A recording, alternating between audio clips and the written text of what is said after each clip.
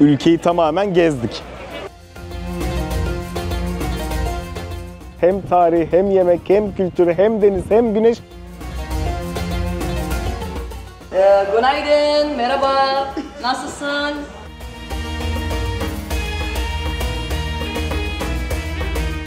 Bir de beni şövalyeyle çek.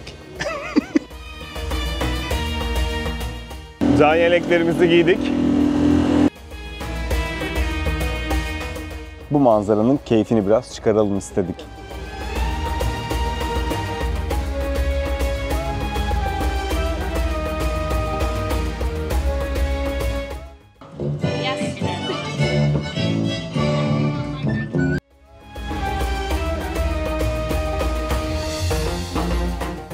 Ama hesabımızda hemen size göstereyim, bakın.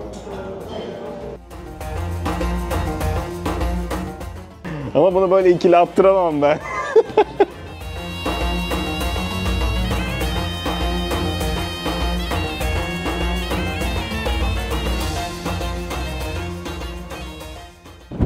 Akdeniz'in ortasında bir ada ülkesi olan Malta'ya hepiniz Akdeniz'in ortasında bir ada ülkesi olan Malta'ya hepiniz hoş geldiniz arkadaşlar. 4 gün boyunca Malta'dayız. En güzel lezzetlerini tadacağız, en güzel yerlerine gideceğiz. Hem tarih, hem yemek, hem kültürü, hem deniz, hem güneş bu vlogta olacak. Ama öncesinde eğer YouTube kanalıma abone değilseniz abone olmayı, yeni videolardan da hemen haberdar olmak için de bildirimi açmayı unutmayın lütfen. Ve şimdi hazırsanız gelin Malta gezimiz başlasın.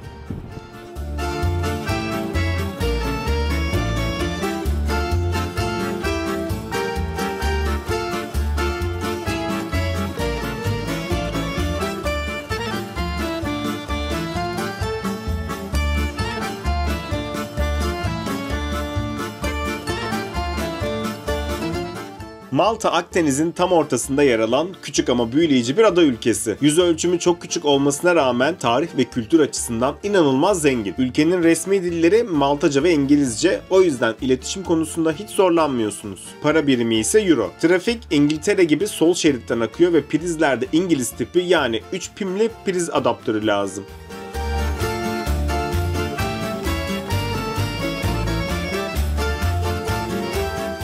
Malta 3 adadan oluşuyor. Malta, Gozo ve Comino. Bizim kaldığımız ana ada hem tarihi yapılarla dolu hem de Turkuaz Denizi ile gerçekten çok etkileyici bir yer. Özellikle başkent Valletta, dar sokakları, taş evleri ve barok mimarisiyle inanılmaz etkileyici. İstanbul'dan Malta'ya uçuş yaklaşık 2,5 saat sürüyor. Havalimanından şehir merkezine ulaşmak da oldukça kolay. Biz ulaşımda Bolt uygulamasını kullandık. Malta'da çok yaygın ama Türkiye'de çalışmadığını bilmenizde fayda var. Biz Gizira bölgesinde Locali Rooms adlı bir otelde kalıyoruz. Konumu hem Slima'ya hem de Valletta'ya çok yakın. Yürüyerek bile birçok yere ulaşabiliyorsunuz. Fiyatı da oldukça uygundu.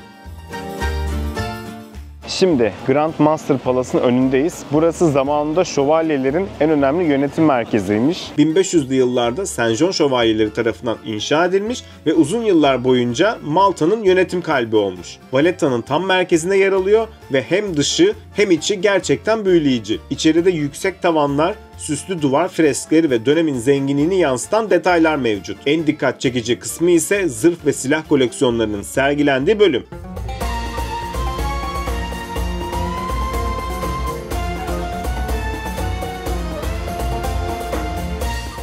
Bir de beni şövalyeyle çek.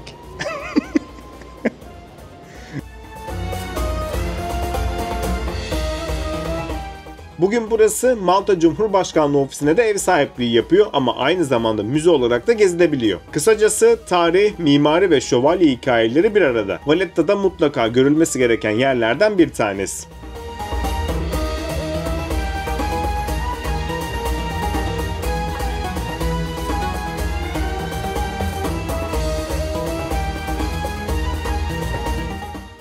Şimdi Valletta'da yürürken food market gördük. Dedik hemen bir içeriye girelim bakalım neler var diye. İçeride bayağı yerel mutfaktan dünya mutfaklarına kadar her şey mevcut. Burada bir Meksika mutfağı var. Sokak lezzetlerini de burada deneyimleyebilirsiniz geldiğinizde. Aşağıda da bir tane büyük bir market var.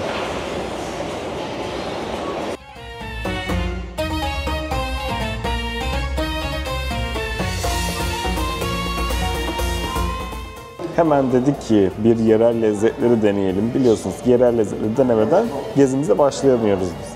O yüzden Nenudu Artisan Bakery denilen bir yere geldik. Bizi getiren taksici kadın da öyle söyledi, kesinlikle dedi buraya gidin, buranın lezzetleri dedi çok iyi. Geleneksel lezzetleri burada deneyebilirsiniz diye. Sosisimiz var, güneşte kurutulmuş domatesimiz var, zeytinimiz var, içi ton balıklı. Burada patlıcanımız var, tatlı, biberli, fasulyemiz var, körili vesaire yapıyorlar. Burada arpacık soğanımız var, koyun peynirimiz var. Bir de fasulye püresi var.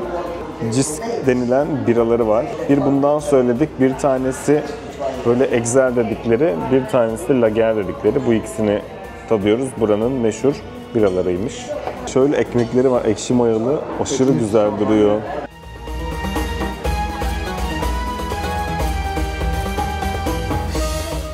Şimdi biz neler söyledik inanamazsınız. Bir tavşan eti, bir de at eti var. Yanında sebzelerle birlikte ikram ediyorlar.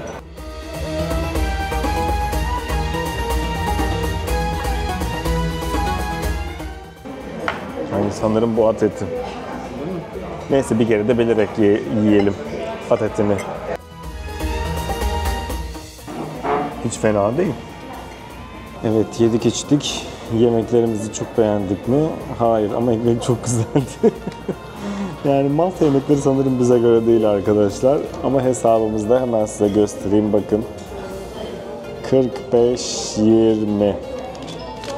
Şimdi devam ediyoruz.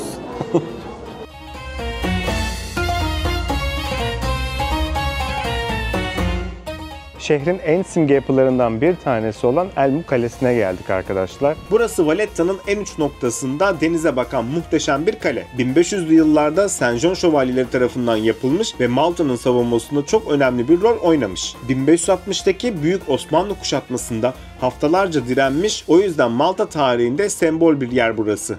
Şimdi ise içinde bir savaş müzesi var ama gezerken o dönemin izlerini hala hissedebiliyorsunuz. Hem tarihiyle hem de manzarasıyla Valletta'nın en etkileyici yerlerinden biri. Her zaman söylüyorum şehir kartları önemlidir diye. Malta'nın da bir kartı var. Tüm ülke içerisinde geçerli olan 24 tane yere giriyorsunuz. Yani neredeyse tüm müzelere vesaire falan hepsine giriş yapabiliyorsunuz. Ve bunun içinde kişi başı sadece 60 euro ödüyorsunuz. Bilginize. Eğer 1-2 yer görecekseniz belki hani çok pahalı gelebilir ama hani tüm işte müzeleri göreyim vesaire turistik yerleri gezeyim derseniz de bence 60 euro kişi başı bir fiyat için çok uygun ve bu arada bir ay boyunca kullanabiliyorsunuz o kartı ama sadece tek girişlik hak tanıyor size. Geldiğinden beri hep söylüyorum burası Mardin'e çok benziyor. Kafamda hep şu şarkı Be Mardin Nemrud'un çileli yıldızı deyip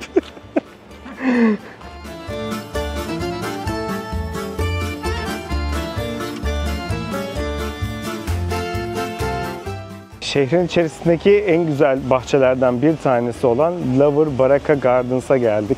Burası Valletta'nın en güzel noktalarından biri. Tam Grand Harbour'a bakıyor. Manzara gerçekten efsane. Küçük ama çok huzurlu bir bahçesi de var. Palmiyeler, çiçekler ve denizin kokusu. Ortasında eski bir tapınak gibi duran bir anıt var. Sir Alexander Bolu adammış. Şehrin kalabalığından uzaklaşıp biraz nefes almak için birebir. Valletta'da güzel bir gün batımı izlemek istiyorsanız buraya da mutlaka uğramadan geçmeyin. Bu ne ağacı ya böyle? Sarkıntı ağacı bu.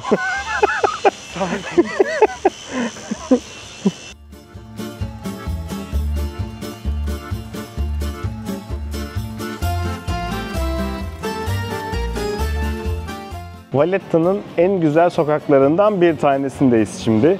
Santa Lucia Caddesi. Biraz böyle Yunanistan'daki o plakadaki yeri çok anımsatıyor bana. Çünkü böyle merdiven üzerinde sağlı sollu çok güzel yerler var. Hem böyle bir şeyler yiyip içebilirsiniz hem de güzel vakit geçirebilirsiniz. Şu an bu arada burası bayağı sakin. Çünkü daha açılmadı. Akşam üstünden sonra başlıyor. Hem güzel bir yemek kokuları sarıyor sizi hem de eğlenceli bir ortam oluyor.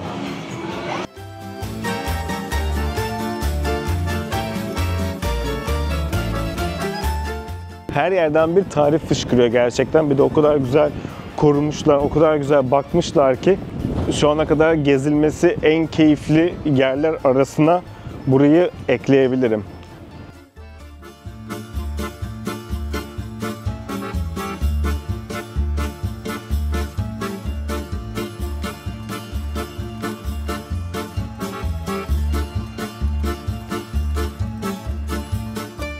Şimdi de Valletta'nın en güzel bahçelerinden başka bir tanesi olan Upper Barracks Garden'a geldik. Valletta'nın kalbinde şehrin en yüksek noktasında yer alıyor. Aslında 16. yüzyılda şövalyelerin dinlenme yeriymiş. Şimdi ise hem yerlilerin hem de turistlerin nefes aldığı en güzel manzara noktası. Buradan Grand Harbor, 3 şehirler ve deniz üzerindeki tarihi surlar muhteşem görünüyor. Her gün saat 12 ve saat 16'da top atışı gösterisi yapılıyor. Onu da izlemek ayrı keyifli.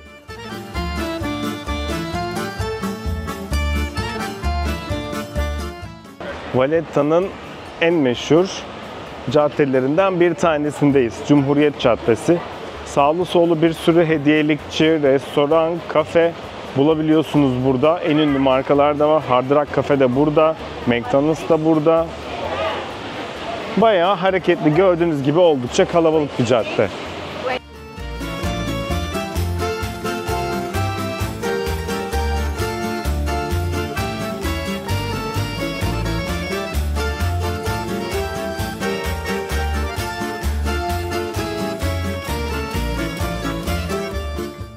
Saint John Katedrali'ne geldik arkadaşlar. Dışarıdan bakınca oldukça sade görünüyor. Neredeyse bir kale gibi ama işin güzelliği içeriye girdiğiniz anda başlıyor. İçeride resmen altın varaklarla kaplı bir barok dünyaya girmiş oluyorsunuz. Tavan freskleri Mattia Peretti tarafından yapılmış ve Aziz Yuhanna'nın hayatından sahnelerle dolu. Her tarafta o kadar detaylı işlenmiş ki insan gerçekten nereye bakacağını şaşırıyor. Yerde yürüdüğünüz taşlar bile sıradan değil.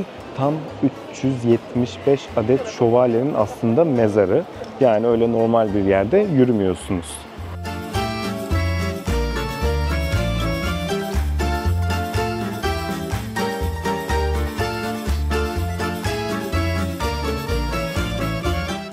Ve şimdi gelelim asıl buranın hazinesine. Caravaggio'nun Aziz Yuhanna'nın başının kesilişi tablosu. Dünyaca ünlü bu eser sadece burada görebileceğiniz bir tablo. Üstelik Caravaggio'nun imzasını attığı tek tablo olma özelliğini de taşıyor.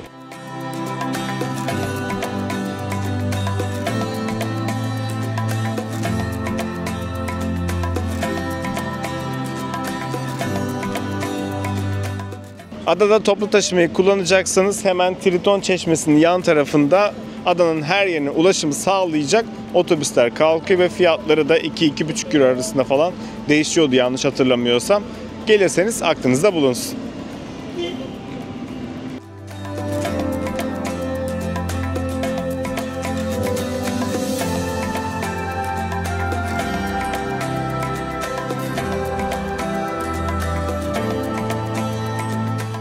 Şimdi de Sliema bölgesine geldik. Burası yine adanın en hareketli bölgelerinden bir tanesi. Deniz kenarında yürüyüş yapmak, bir kafede oturup denizi izlemek ya da akşam sahil boyunca dolaşmak oldukça keyifli. Gün boyu da hareketli ve çok rahat bir havası var.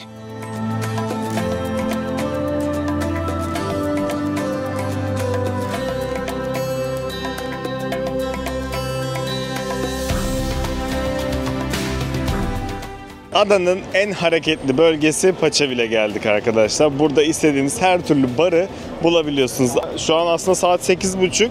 Yine biraz hareketli ama ilerleyen saatlerde çok daha hareketli oluyor. Müzikler dışarılara kadar taşıyor. Buralarda yürümek imkansız oluyor. Öyle diyeyim size. Eğer Malta'ya geliyorsanız, biraz eğlenmek istiyorsanız burayı tercih edebilirsiniz.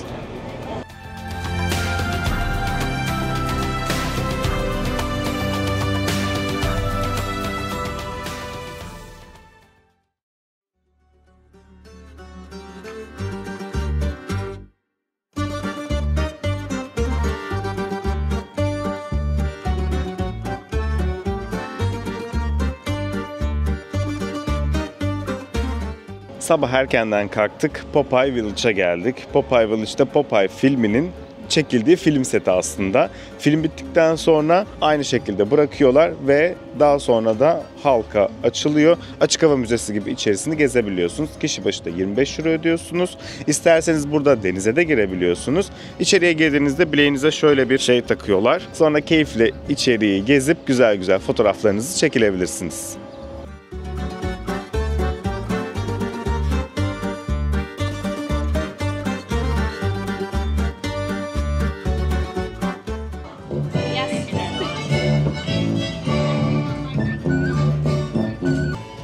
are you from, sailors? Turkey. Where are you from, sailors? Turkey. Turkey. That's it, Pluto next to the sailor, and then we'll get. Yes, you first, because you look like Pluto's cousin.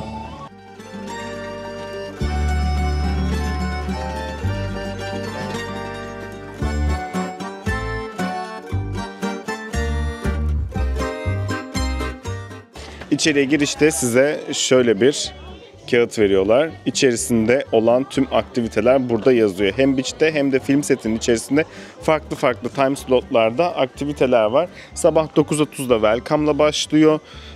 İşte saat 12.10'da Puppet Show var. Daha sonra 16.30'da tekrardan Puppet Show var. Saat 6'da da Goodbye Show var. Geliyorsunuz, böyle birkaç gösteri yapıyorlar. Sizinle birlikte fotoğraf çekiliyorlar.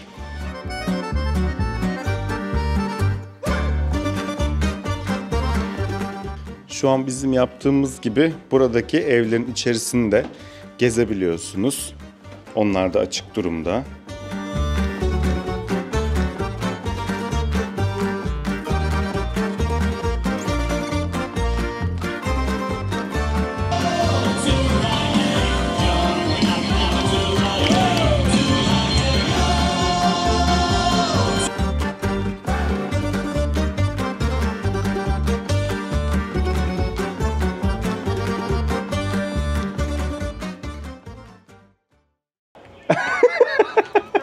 Var abi, var. Ama bunu böyle ikili attıramam ben.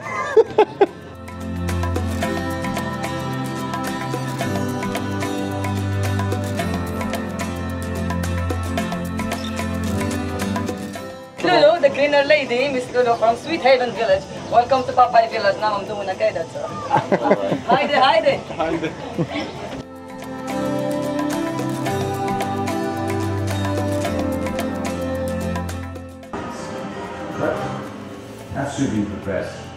Günaydın, merhaba. Nasılsın? İyiyim, iyiyim. I'm not Safinas. Not Safinas. Lulu. Lulu. Where are you from in Istanbul? In Turkey, Istanbul. İstanbul.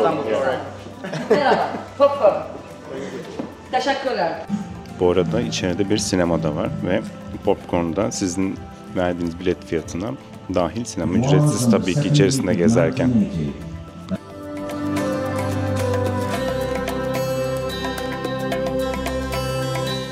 İçeride küçük bir hediye dükkanı da var. Buraya özgü yerel hediyelikleri de alabiliyorsunuz.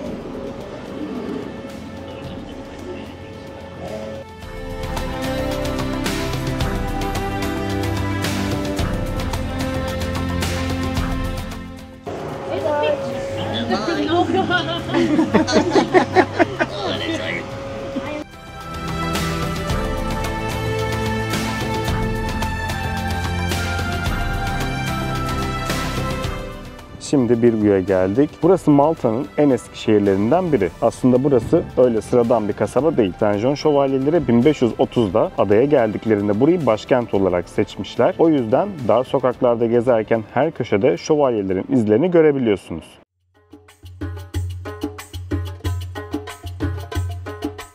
San Angelo Kalesi'ni geziyoruz.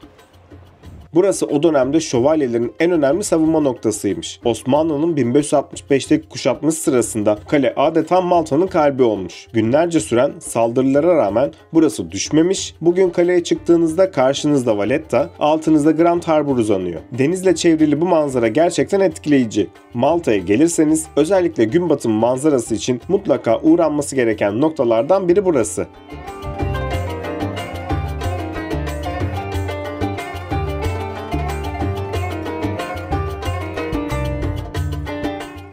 Birgu kalenin oradan Valletta'ya böyle geleneksel taksi botlar var. Ona bindik. Normalde 3 euro ama bugün 5 euroymuş. Yersen. Şimdi Valletta'ya doğru devam ediyoruz. Bu taksilere yerel adıyla Daysa diyorlar. Yüzyıllardır bu limanda yolcu taşıyan küçük ahşap tekneler bunlar. Bugün hala çalışıyorlar ve kısacık bir yolculukla Birgu'dan Valletta'ya geçebiliyorsunuz. Valletta'daki durağı ise Upper Baraka asansörünün hemen aşağısında yer alıyor.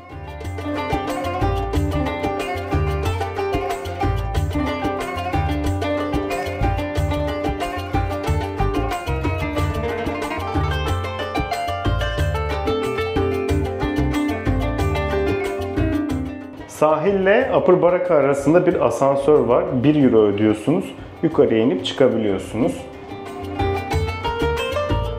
Bu arada bayağı da yüksek ha. Yani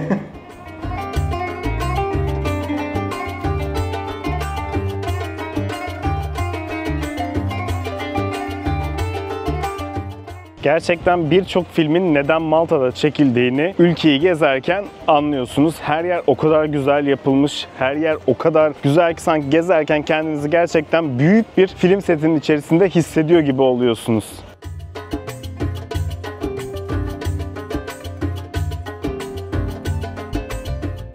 Cafe Cordina'da buranın en eski pastanelerinden biri. 1837 yılından beri hala ayakta. Pasticcio. Buraya geldiğinizde mutlaka denemeniz gereken lezzetlerden bir tanesi. Şöyle bir tadına bakalım. Yani çok bir şey yok ama güzel. Milföy börek.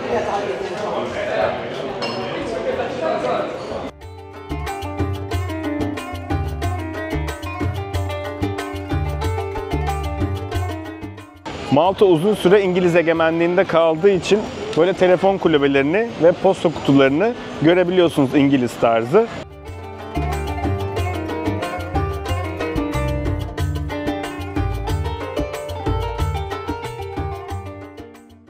Sabah şafak operasyonuyla Gozo'ya geldik arkadaşlar. Valletta'dan 7,5 euroya 45 dakikada hızlı feribot kalkıyormuş. Ona bindik ve şu an Gozo'dayız. Gozo'yu keşfetmeye hazırsanız gelin başlayalım.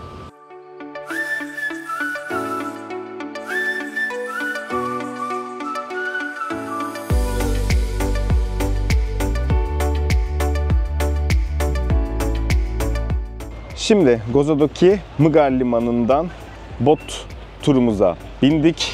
İlk durağımız olan Comino Adası'ndaki Blue Lagoon'a geldik. Bu arada adaya girebilmeniz için bilet almanız gerekiyor. Bu ücretsiz. İnternet üzerinden bu bileti dolduruyorsunuz ve hemen buradaki yere okutup adaya giriş yapabiliyorsunuz. Yalnız bir şey diyeceğim, bu denizin güzelliği peki. Şuraya bak. Sanırsın Maldivler.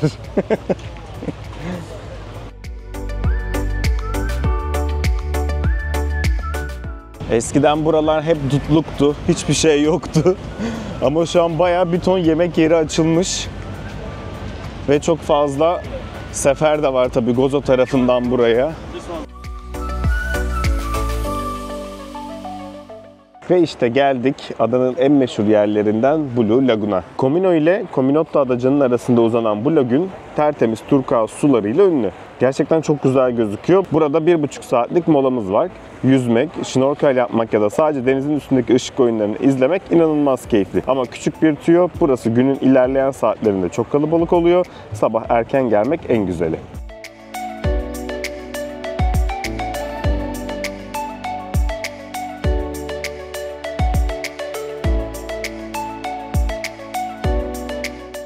Denize girelim dedik.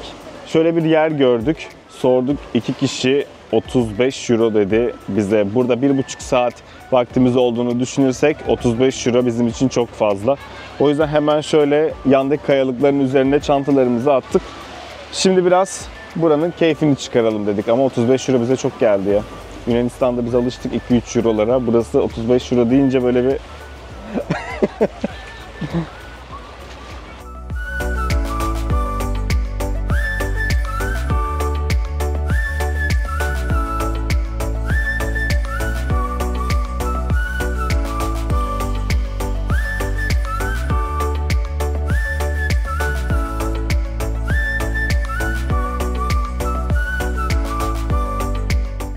Bu arada limanın yanındaki bu yerden de denize girebiliyorsunuz.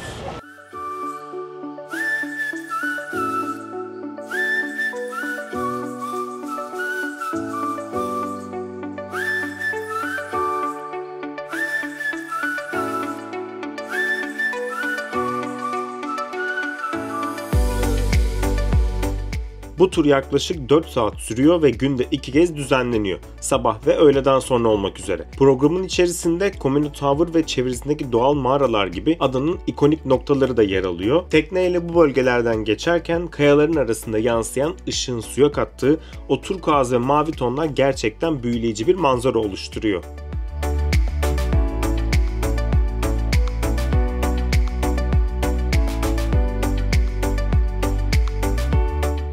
Şimdi de Blue Lagoon'un hemen yanındaki Crystal Lagoon'a geldik. Burası kayalıklarla çevrili mağaraların olduğu daha sakin bir koy. Suyun berraklığı ise gerçekten inanılmaz. Şnorkel için burası tam bir cennet. Blue Lagoon kadar da kalabalık değil. O yüzden sessiz, sakin yüzmek için ideal. Tabii sessiz sakin diyorum ama Blue Lagoon'a göre sessiz sakin, yani yine o kadar da çok şey beklemeyin. Kafa dinlemelik bir alan beklemeyin.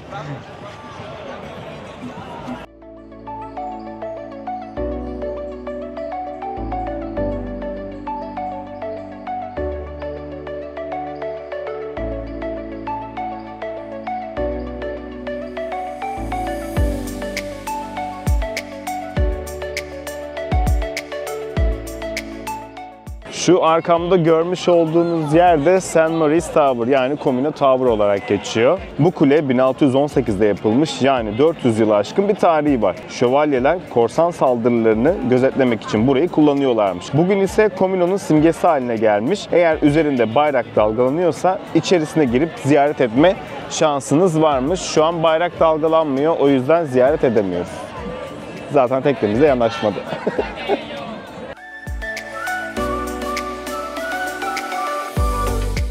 Malta seyahatinizde daha kısa ama dolu dolu bir aktivite arıyorsanız bu tur kesinlikle değerlendirilmeye değer.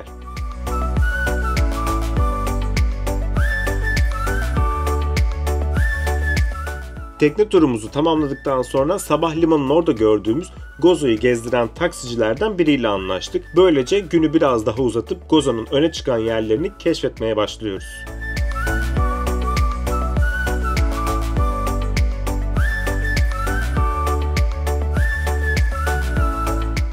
Gozo Adası'nın en ünlü plajlarından bir tanesi olan Ramla Beach'e geldik. Maltaca adı Ramla-i Hamra, yani Kızıl Kumlu Sahil. Gozo'nun en geniş kumsalı, denizi sığ ve tertemiz. 2025'te Mavi Bayrak ödülü almış, ortadaki Meryem heykeli denizcilere umut sembolü olmuş. Tepede ise Calypso Cave, mitolojik destanlara konu olmuş mağarasıyla, diğer tarafta Mixta Cave, Ramla'yı kartpostal gibi çerçeveliyor. Hem doğası hem tarihiyle burası sadece bir plaj değil, adeta Gozo'nun da simgesi.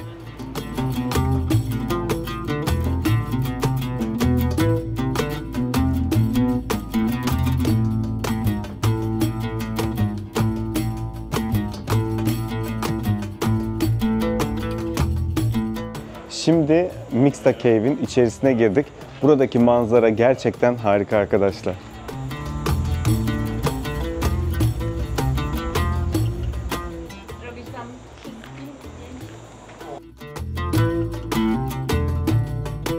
Şimdi Gozo'nun kalbinde dünyaca ünlü Gigantia Tapınağı'na geldik. Burası yaklaşık M.Ö. 3600 yılına uzanıyor ve İngiltere'deki Stonehenge'den bile, hatta piramitlerden bile daha eski. Dev taş bloklarla inşa edilmiş bu tapınaklar UNESCO Dünya Mirası listesine yer alıyor. İsmi Maltaca'da dev anlamına gelen gigant kelimesinden geliyor. Çünkü bu taşların insanlar tarafından nasıl taşındığı hala gizemini koruyor. İçerisindeki avlular, sunağın bulunduğu alanlar ve deniz kabuğu, kemik gibi kalıntılar buranın hem dini hem de sosyal bir merkez olduğunu gösteriyor. Gigantia sadece Malta'nın değil, tüm Akdeniz'in en etkileyici miraslarından biri olarak da kabul ediliyor. Gozo'nun en popüler sahil kasabası olan Marshallfjord'a geldik. Burası yazın hem yerli halkın hem de turistlerin en çok tercih ettiği tatil beldesi. Önümüzde küçük ama canlı bir koy var. Etrafında restoranlar, kafeler ve barlar sıralanıyor. Buradan gün batımını izlemek çok keyifli. Marshallfjord, deniz, eğlence ve lezzeti bir arada sunan Gozo'nun kalbinin attığı en önemli yerlerinden de bir tanesi.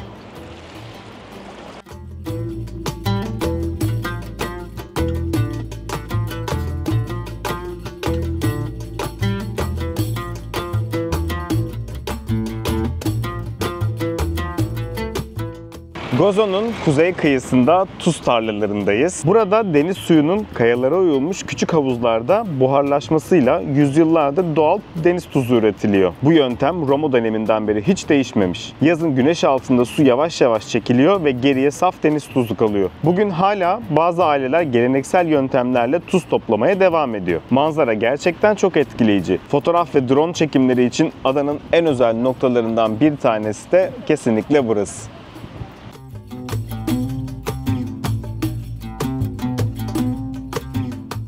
Size demiştim yani bazı aileler hala geleneksel yöntemlerle tuzu topluyorlar diye.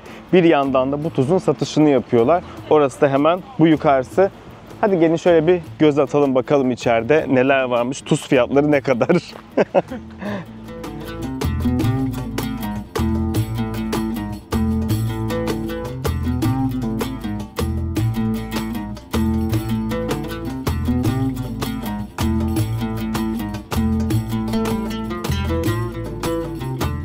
Gozo'nun simgelerinden bir tanesi olan Tapiniu Bazilikası'na geldik. Bu görkemli kilise adanın tam ortasında yükseliyor. Hikayesi 1883'e dayanıyor. Burada küçük bir şapelde Meryem Ana'nın bir köylü kadına seslendiği söyleniyor. Bu olaydan sonra burası bir haç merkezi haline geliyor. 1930'larda büyük bazilika inşa edilmiş ve bugün Malta'daki en kutsal mekanlardan biri olarak da kabul ediliyor.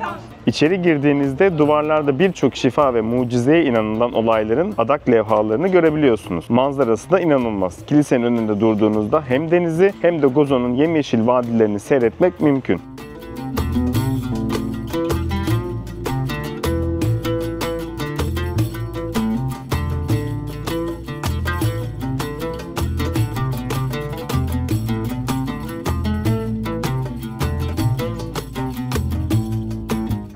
Inland Sea'ye geldik. Burada da kişi başı 5 euroya tekne turu yapabiliyorsunuz. Bunların içerisinde Blue Grotto'yu görebiliyorsunuz. Azure Window'u görebiliyorsunuz. Tabii ki Azure Window yıkıldı. O yüzden sadece yıkılmış olan kısmını görebiliyorsunuz. Hiçbir şey benzemiyor bu arada. Önceki hali çok daha güzeldi. Bir de uzaktan da Funghof Kayası'nı görebiliyorsunuz. Bence güzel bir turdu. Yaklaşık 20 dakika sürdü. Kişi başı 5 euro.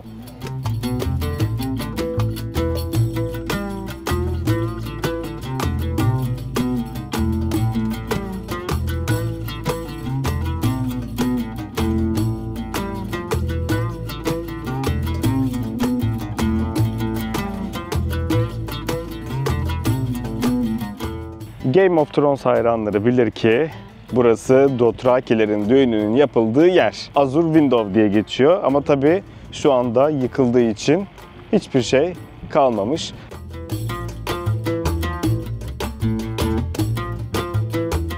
Bu arkamda da hemen Fungus Rock var ve şu tarafa doğru baktığınızda bir gözlem kulesi. Eskiden korsanların geldiğini o gözlem kuleleri haber veriyorlarmış. Burada 5 tane var. Eğer bir korsan geldiğini gördükleri zaman hemen ateş yakıyorlarmış. O diğer kuleler de bu kuleyi gördüğü için onlar da ateş yakıp dumanla birlikte korsanın geldiğini haberdar ediyorlarmış.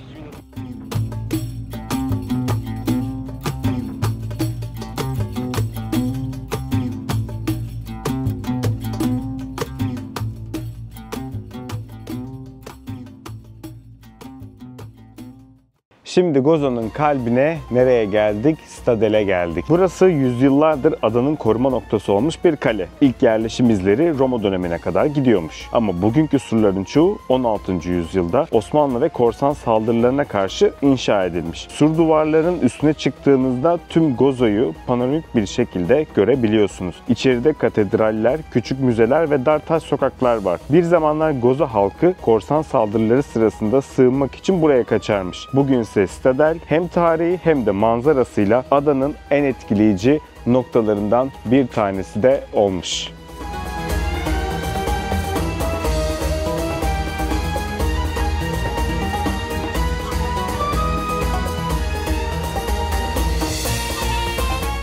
Victoria, Goza'nın başkenti arkadaşlar. Bu adanın başkenti de burası. Hemen buradan böyle Citadel'den aşağıya indiğinizde karşınıza Cumhuriyet Meydanı çıkıyor.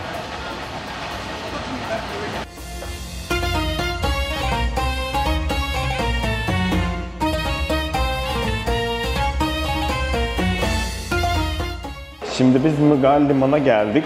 Buradan Kirkeva'ya geçiyoruz. Çünkü bizim burada bir arkadaşımız var yakında. Ona uğrayacağız ama istiyorsanız direkt Valetta'ya da buradan ulaşım sağlayabiliyorsunuz.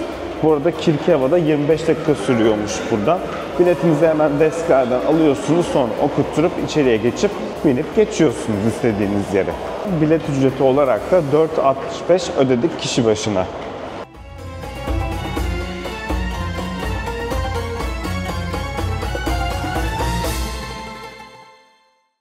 Bizim gibi eğer soldan akan trafikte araba kullanmaktan korkuyorsanız ve bir an önce her yeri gezin bitsin diye düşünüyorsanız biz Slima'da hemen Zara'nın karşısında şöyle bir yer gördük. Taksi yazıyor hemen bu arabanın arka tarafında. Sağ tarafında da hemen şöyle bir park var. Sanırım bu da Anmari Parkı mı öyle bir şeydi galiba. Çok iyi hatırlamıyorum. Buraya geldik. Dedik ki biz böyle yerleri gezmek istiyoruz. Hani günlük bir tur ayarlasak ne kadar olur diye. Adam bize dedi ki 320 euroya sizi dedi gezdirebilirim 8 saat boyunca. Nereye gitmek isterseniz gidebiliriz, hiç sıkıntı değil dedi. O yüzden biz de hemen buradan bir tur ayarladık. Ülkeyi neredeyse tamamen gezeceğiz bu turla. Öyle diyeyim size. O zaman ülkeyi gezerken görüşürüz. Malta'nın en önemli bahçelerinden bir tanesi olan St. Antoine Gardens'a geldik. Burası 1600'lü yıllarda Şövalyeler döneminde Grand Master Antonio de Paula için yapılmış bir yazlık sarayın bahçesiymiş. Bugün ise Malta Cumhurbaşkanı ikametgahı olan St. Anton Palas'ın çevresinde yer alıyor. Bahçeler 1882'den beri halka açık. İçeriye girdiğinizde sizi yüzlerce yıllık palmiyeler, çamlar ve rengarenk çiçekler karşılıyor. Burası hem tarih hem de doğayla iç içe. Malta'da mutlaka uğramanız gereken duraklardan da bir tanesi.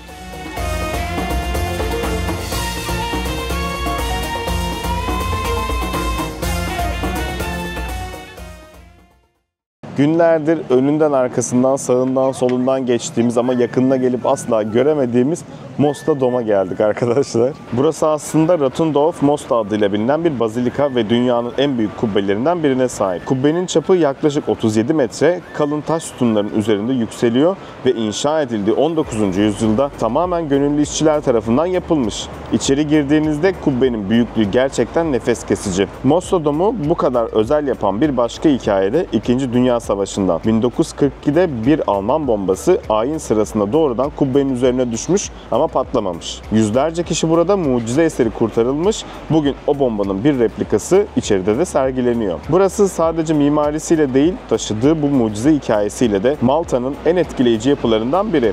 Adanın ruhunu hissetmek isteyenler için de en güzel noktalardan bir tanesi olarak geçiyor. Malta'ya geldiğinizde bence görülmesi gereken duraklardan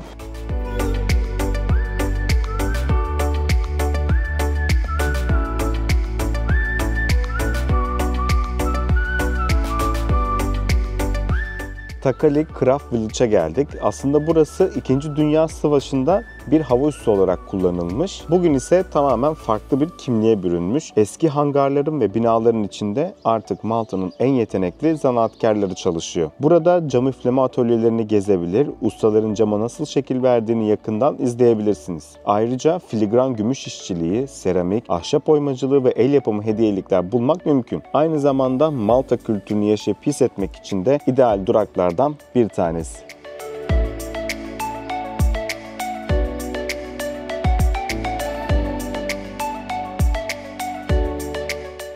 Şimdi Rabat'a geldik. Rabat'a geldiğinizde mutlaka görmeniz gereken yerlerin başında neresi geliyor? San Paul Grotto geliyor ve Catacombs'lar geliyor.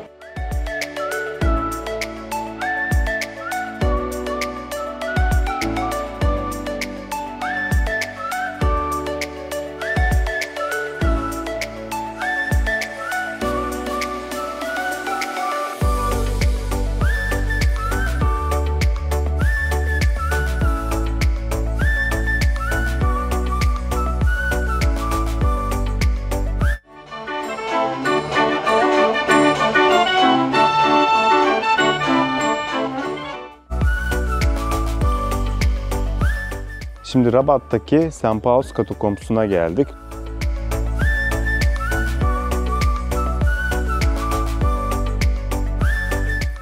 Burası erken Hristiyanlık dönemine ait yer altına oyulmuş mezarlıklar kompleksi. İlk kullanımı yaklaşık milattan sonra 3. yüzyıla kadar gidiyor ve Malta'daki en büyük yeraltı mezarlıklarından biri. Dar koridorlardan geçip yer altına indiğinizde kayalara oyulmuş mezar odaları, nişler ve taş banklar görebiliyorsunuz. Bu banklar cenaze törenlerinden sonra yapılan anma yemekleri için kullanılıyormuş. Yani burası sadece bir gömü alanı değil, aynı zamanda toplumsal ve dini ritüellerin gerçekleştiği bir mekanmış. Malta'nın erken Hristiyan mirasının en önemli kanıtlarından biri ve tarihle doğrudan temas edebileceğiniz eşsiz bir durak olarak da geçiyor.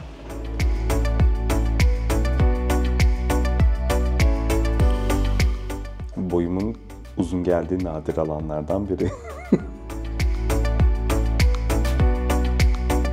Çok fazla katakomb var.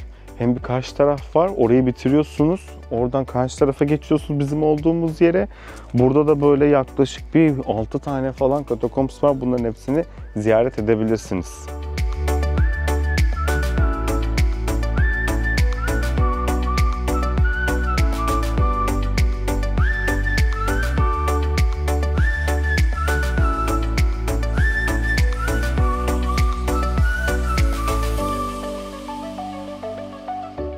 Rabat'ta yapmanız gereken en önemli şey bu güzel sokakların arasında kaybolup şehri keşfetmek.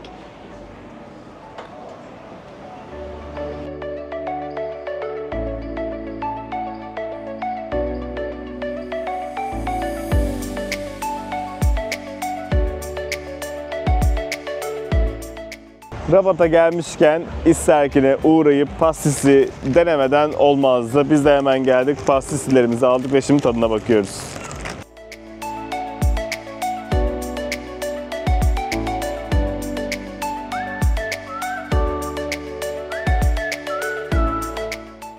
Bu boyoz. Vallahi bildiğim boyoz.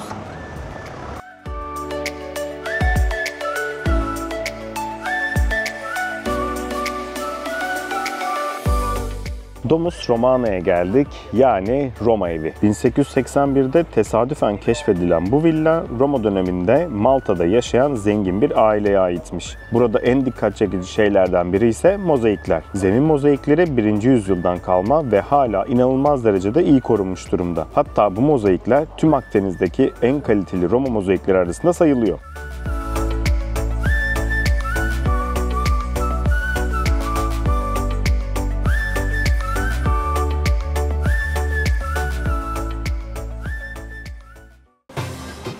Şimdi ise Rabat'ı bitirdik, sıra geldi Emdina'ya. Burası sessiz şehir olarak biliniyor. Dar sokakları, taş evleri ve tarihi dokusuyla gerçekten zamanda yolculuk yapıyormuşsunuz gibi bir his veriyor. Emdina'nın tarihi 4000 yıl öncesine kadar da uzanıyor. Fenikelilerden Araplara, Normanlardan Saint John şövalyelerine kadar birçok medeniyet burayı kullanmış. Orta Çağ boyunca adanın başkentiymiş. Ta ki başkent Valletta'ya taşınana kadar. Bugün surlarla çevrili bu şehirde yaklaşık sadece 300 kişi yaşıyor. Sessizliği ve sakinliği de buradan geliyor.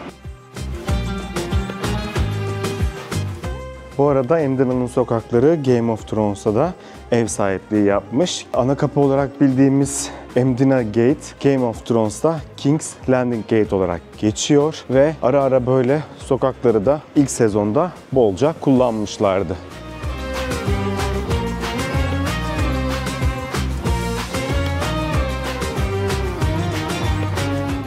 Emdina'nın meşhur restoranlarından Fontanella'ya geldik.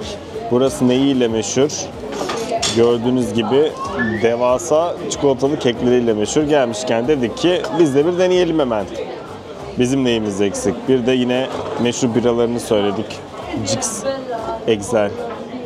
Ama ben bu birayı çok sevmedim ama genelde hep böyle yerel biraları satıyorlar. Çok fazla dünya biraları yok.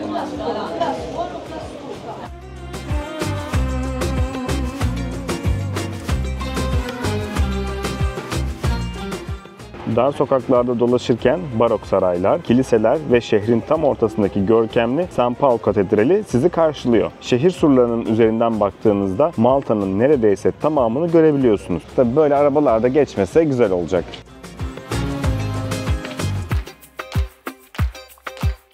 Adanın batı kıyısında en yüksek noktası olan Dingley Cliffs'e geldik arkadaşlar. Burada deniz seviyesinden yaklaşık 250 metre yüksekteyiz ve önümüzde sonsuz gibi görünen Akdeniz uzanıyor. Kayalıkların kenarında rüzgarı yüzünüzde hissederken manzara gerçekten nefes kesici oluyor. Özellikle gün batımında burası altın rengi ışıklara bürünüyor ve Malta'nın en romantik noktalarından biri haline geliyor. Zamanında burası doğal bir savunma hattı olmuş. Kayalıkların yüksekliği adayı koruyan doğal bir duvar gibiymiş. Kısacası Dingley Cliffs doğayla baş başa kalabileceğiniz, fotoğraf çekmek ve Malta'nın gerçek büyüsünü hissetmek için mutlaka uğramanız gereken noktalardan da bir tanesi. Zaten manzarayı da görüyorsunuz.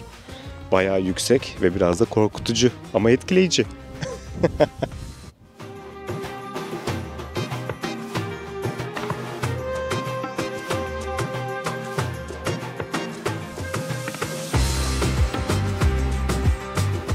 Şimdi Malta'nın güneybatı kıyısına geldik. Burada insanlık tarihinin en eski 2 tane yapısı var. Hacerkim ve hemen alt yamacındaki Miandra tapınakları. Bu tapınaklar yaklaşık M.Ö. 3600 ila 3200 yıllarına tarihleniyor. Yani Stone Age'den ve hatta bazı piramitlerden bile daha eski. UNESCO Dünya Mirası listesinde yer alıyorlar ve tarih öncesi Malta medeniyetinin en önemli mirası kabul ediliyorlar. Buradaki devasa bloklardan bazıları 20 tonun üzerinde. Nasıl taşındıkları ve böylesine hassas bir şekilde yerleştirildikleri hala tam olarak çözülebilmiş değil. Malta'nın göbekli tepelerinde geziyoruz. Biraz aşağıya denize doğru yürüdüğünüzde Miandra tapınaklarına ulaşıyorsunuz. Burası özellikle astronomik hizalanmalarıyla ünlü. Güneş ışığı ilkbahar ve sonbahar ekinokslarında tapınağın ana kapısından girip tam merkeze düşüyor. Bu da buranın sadece ibadet değil, aynı zamanda bir takvim ve gözlem merkezi gibi kullanıldığını gösteriyor. Kısacası Hacerkim ve Miandra sadece Malta'nın değil tüm insanlık tarihinin en önemli yapılarından da 2 tanesi.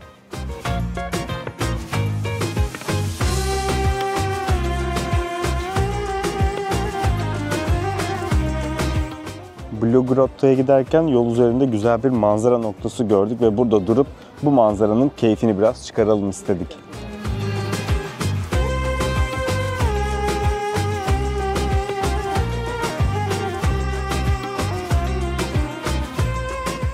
Blue Grotto'ya geldik. Burada tekne turu yapacağız. Blue Grotto'nun içerisine de girebilmek için. Kişi başı 10 euroya bilet aldık ve şimdi yaklaşık 20 dakika boyunca tekne ile Blue Grotto'nun etrafını ve içini geziyoruz.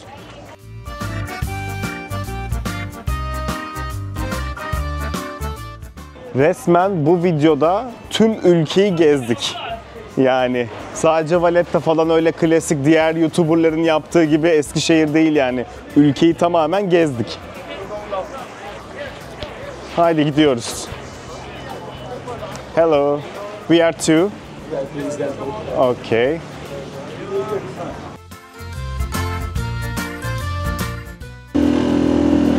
Arkadaki amcayla birlikte gidiyoruz biz. Can yeleklerimizi giydik.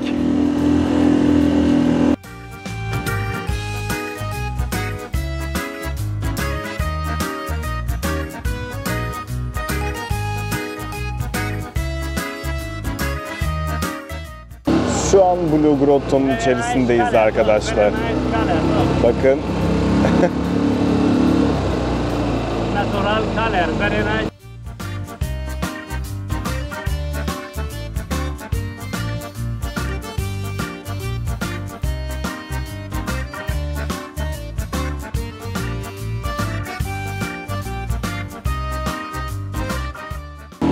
Şimdi Blue Grotto'nun içerisine girdik, çıktık, devam ediyoruz. Bu arada sadece Blue Grotto'yu değil, birkaç tane daha etraftaki mağaraları da gezip görüyoruz.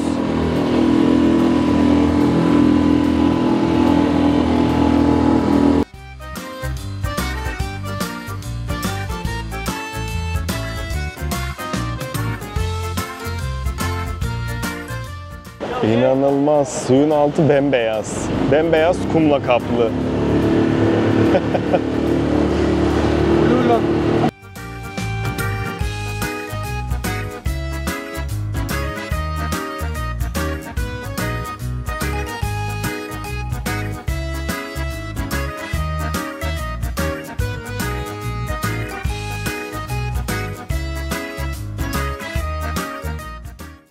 Malta'nın en eski arkeolojik alanlarından bir tanesi olan Ardalan'dayız. Adı Maltaca'da karanlık mağara anlamına geliyor. Burası yaklaşık 144 metre uzunluğunda ama ziyaretçilere sadece ilk 50 metresi açık. İçeri girdiğinizde kayaların arasında farklı katmanları görebiliyorsunuz. Bu katmanlar bize binlerce yıl öncesine ait izler bırakmış. En alt tabakalarda Malta'da artık yaşamayan hayvanların kemikleri bulunmuş. Cücefiller, hipopotamlar, geyikler ve daha pek çok tür. Daha üst tabakalarda ise Malta'daki en eski insan yerleşimine ait izler keşfedilmiş. Yani burası hem doğa hem de insanlık tarihi açısından inanılmaz değerli. Bence Malta'ya gelen herkesin de görmesi gereken duraklardan bir tanesi de Ardalan.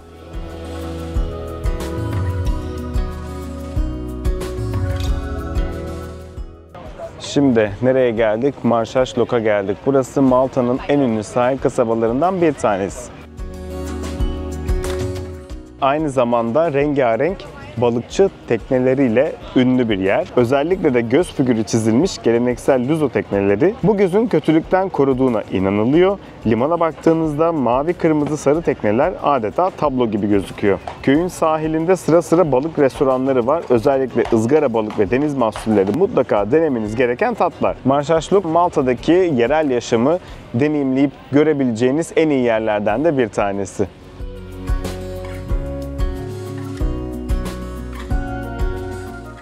Fotoğraflarda aslında burası çok daha güzel gözüküyor ama şu an niye böyle gözüküyor onu da anlamadım. Denizde o kadar güzel değil. O kadar güzel deniz gördükten sonra bu bizi pek açmadı. Bir de burada bot trip de yapabiliyorsunuz. Hemen size anlatıyorum nereyi gördüğünüzü. Lighthouse'u görüyorsunuz, St. Petersburg'u görüyorsunuz, Small Cave dedikleri bir yer var, onu görüyorsunuz, Kalanka'yı görüyorsunuz. Böyle 7-8 tane yeri gezdiriyor ve kişi başı da 5 euro ödüyorsunuz.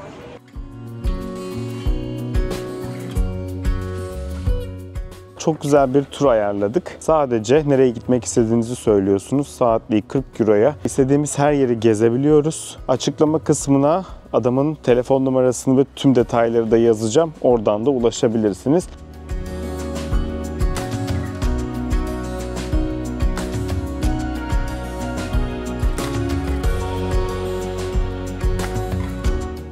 Şimdi Sanglia'nın ucundayız. Burası ünlü Garciola Garden. Umarım doğru söylemişimdir. Yani isim konusunda beni biliyorsunuz zaten artık. Burası küçük ama çok özel bir bahçe. Tam karşısında Valletta'nın silüeti, Fort San Angelo ve koca Grand Harbor uzanıyor. Bahçenin en dikkat çeken noktası Il Garciola. Üzerinde göz, kulak ve kuş figürleri var. Bunlar zamanında limanı korumak ve düşmanı gözetlemek için birer sembolmüş.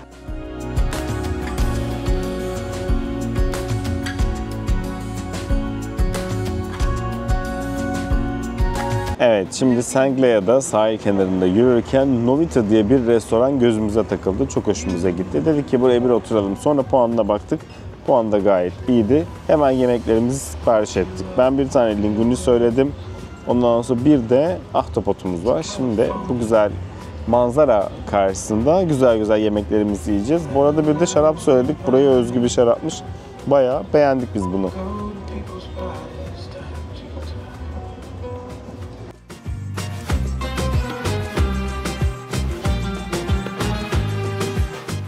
Yemeklerimizi beğendik mi? Fena değildi. Manzara güzeldi ama. Toplamda 61 euro ödedik.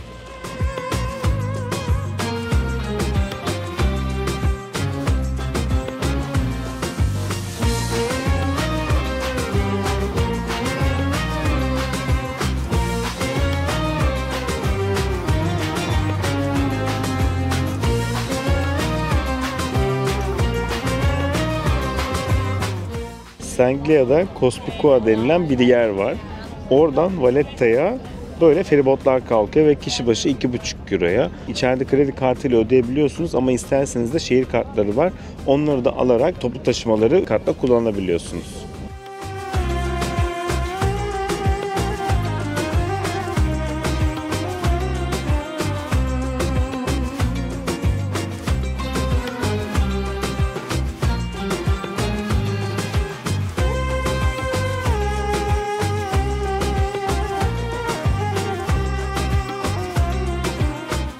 Malta'daki son akşam yemeğimizde Taste denilen bir restorana geldik. Burayı biz Gördüğümüzde çok beğenmiştik. Son akşam yemeğini dedik ki burada yapalım. Lezzetleri fena değildi. Gelirseniz denenebilir. Makarnasını ben sevdim. Fiyatımız da 51 euro tuttu 2 kişi. Bir tane kolamız, bir tane de margaritamız var. Bir hamburgerimiz, bir de makarnamız var.